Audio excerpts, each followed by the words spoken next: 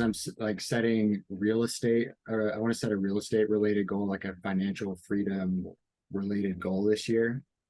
And it's really tempting to set a goal in terms of like number of doors that we're pursuing or that we want to acquire this year.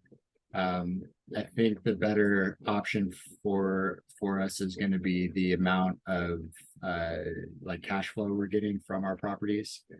I was just wondering, specific to real estate, what are some like things like traps to avoid, or what are some like better goals to set? Yeah, I appreciate that you're trying to make it measurable, because smart goals are incredibly valuable. I find that those that smart goals, when you're focused on making it specific and measurable and attainable and relevant, like all of those things, if you personally are setting aside time to make these goals, they're going to be important to you. All right, they're probably going to be effective goals. Smart goals, going through that entire process, is most effective for communicating your goals within an organization or within others. Right, like you're communicating to your boss communicate, like you can actually, it's mainly a communication vector where you're trying to make sure that what is in your brain is actually represented in somebody else's brain as well, in a similar form. So as far as going that deep on the measurable, I don't know that that's super necessary, but it is important for you to be honest with yourself when you're evaluating things, right? So if you know that you're more likely to kind of like fudge the numbers and be like, yeah, I did great, right? That's not going to serve you as well in the long term. But with some things, you actually can make it really measurable, right? Like units or cash flow. I like to measure on doors. That's really motivating to me. When I close on a door, I feel pumped, right? Because I'm also closing on very specific doors, right? I'm closing on cash flowing doors. That's just an assumption that I have, right? So if I'm just investing in appreciation properties and I'm negative $300 a month under my mortgage, right, that's not going to help me get to my goal. So I'm not even buying that property. So if you need to specify that, that's totally fine. You just want to make sure that you're clear with what your goals are. So you could measure it on cash flow. You could also measure it on doors. That's fine. I would encourage doors rather than properties, right? Because if you were to close a 10-plex, that does measurably get you to your goal a lot faster than closing on 10 single properties, right? Because most of the work, 90% of the work, is going to happen pre-close. All right, so you're going to end up having to put in 90% 10 times as opposed to just once. All right, so I'd encourage you to measure yourself that way as far as doors are concerned. But if you want to measure yourself on cash flow, just be clear with what you actually mean, right? You have to be honest with yourself, which is actually pretty difficult sometimes. So if you say, I want $10,000 a month in cash flow, you need to know how you're actually describing it. Is that just going to be off the metrics that you planned for the property? Or is it going to be a trailing 3 months on your actual P&L, like the actual ledger that you're getting from your property manager? I would just be clear with that, but either of those are helpful metrics to cover or to measure by. If there are specific areas that you want to grow in, that's really helpful too, right? When you're doing your like ideal analysis, you're establishing your ideal world that you're living in. If you're thinking about real estate specifically or your portfolio, and you say, I'm describing my current state, I am an expert in raising private money. I'm an expert in raising private money. That's just what I am. Like, I'm really good at it. I'm good at identifying the people that want it.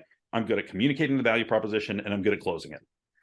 All right. That would be one area that you would want to focus. And then your action for that would be maybe you focus specifically on raising private money, and that's like your push for the next 3 months. Right. Now, that's just one example. And that would influence the amount of books that the types of books that you're reading, right? I've got one of the things I'm really excited about learning is digital marketing, right? Because I'm fascinated by the idea that you can have an incredible product, and if nobody sees it, it doesn't matter, right? There are people teaching at bigger pockets that have less units and expertise than I do, right? So if I want to teach a bigger pockets at the BP Con, it's about digital marketing, right? I also have a couple books on copywriting. The idea that communicating what's in your brain to somebody else is an art, and I want to learn more about that.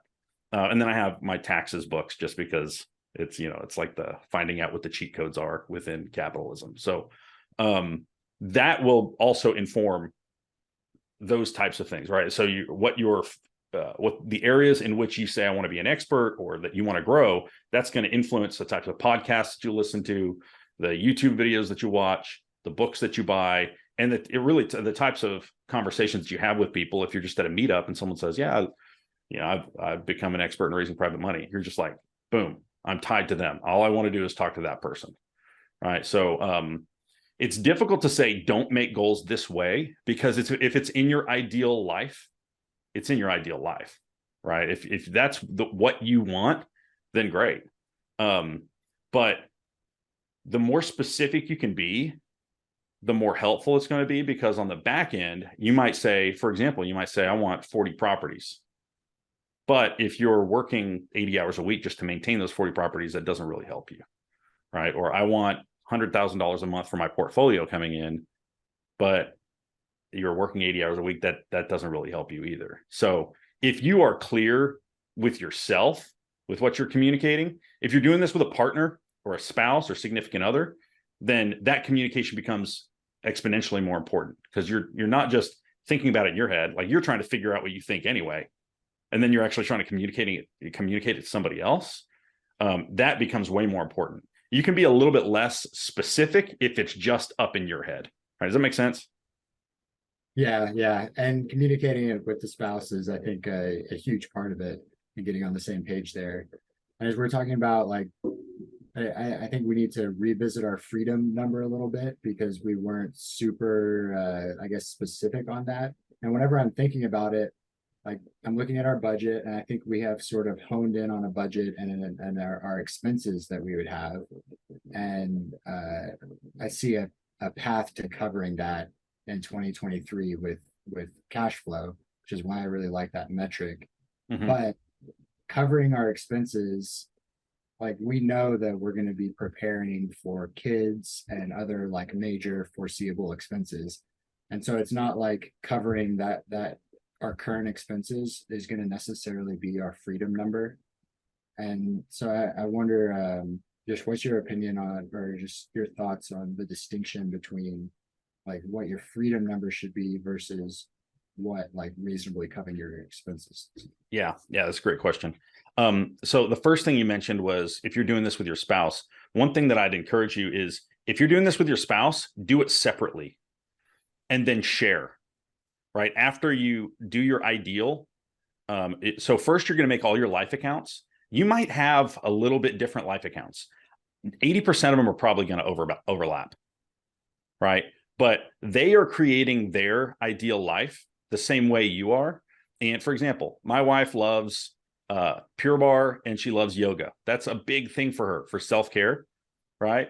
For, you know, her health goals are very different than mine, and sometimes they overlap with self-care, right? Self-care for me isn't as much of a big bucket as it is just an overall part of health. That's totally fine. Like, we're going to have, it's okay if you have varying different buckets, but you should share these things, because you're in it together to help each other grow. Right. So when you're going through the ideal phase, you could be doing two different life accounts. You could go through two separate life accounts, but you're doing the ideal life, compare it to current day, and then what do I need to improve, right? Or where do I want to grow? And then share those things together. So that's just a commentary on whether, if you're doing this with somebody. The freedom number question is a helpful question. When you think of financial independence, there's really three levels. You have financial security, financial independence, and financial freedom. Financial security is like, you can actually like feed yourself. You can provide for your basic expenses. Financial independence is you have passive income to cover all of your core expenses. And then financial freedom is your passive income's bigger than your budget, right? And that budget could be whatever you wanted, right? Like if you're obsessed with Beanie Babies and you spend $2,000 a month on Beanie Babies, fine. Like if that's what you care about, great. You can still be financially free as long as your passive income is over what your budget is. So the reason I say that is to clarify words, because words are important, right? They have a specific meaning. So if you're talking about your freedom number, you should plan for what it is now, because you can't really plan for the future. You also need to recognize that once you get to that freedom number, really the only direction you're going is up, right? Because you're not going to be like mass selling off all these properties unless you have some like critical life experience, like it's medical expenses or something like that. That is a very, very low likelihood, especially if you've got health insurance. If you're fortunate enough to have health insurance, it's going to help cover all or a large chunk of it, right? The only other reason you would do it is to re-leverage, right? If one of your properties or 5 of your properties has a 30% LTV and you've got hundreds of thousands of dollars of equity in that property, selling that property can make a lot of sense, and then you spin it into more properties. That's only going to increase your cash flow, right? So once you get up to that $5,000 a month or whatever your freedom number is, it's only going to keep going up. So I would focus on that number first and not just say, well, in a couple of years, we want kids, so let's shoot for 7.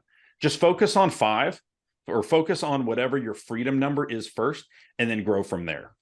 Because what we did was we got to our freedom number and then we got to our the freedom number in the middle, and then we became financially free.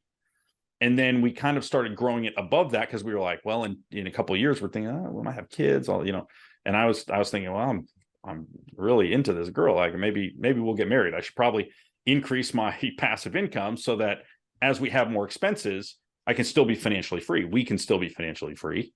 And then with a kid, like I'm basically planning ahead for if we have another child or we want some large life shift, we want to live in Bali on the beach or something like that. Right? I'm planning for that ahead. So I'm creating the passive income, then I'm making the purchase, right? So if it's your freedom number, that's going to be that second tier where it's your core expenses. So what I recommend going into that calculation is any outstanding debts.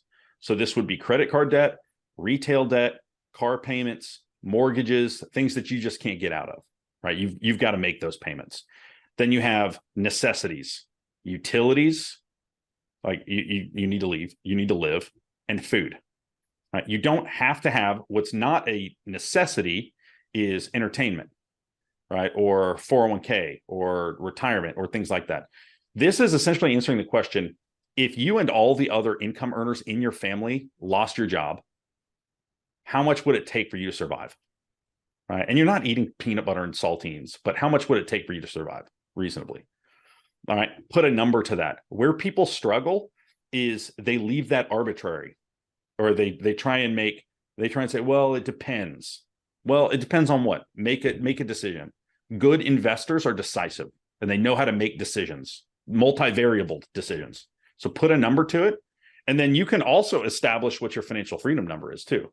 That's whatever your budget is, right? So if you got, someone used this illustration that's always stuck with me. If you're just a gearhead and you love cars and you really want a Lamborghini and you realize that's kind of a tool bag thing, whatever, like you're driving around a Lamborghini, you like Lamborghinis, you can lease one for $1,100 a month.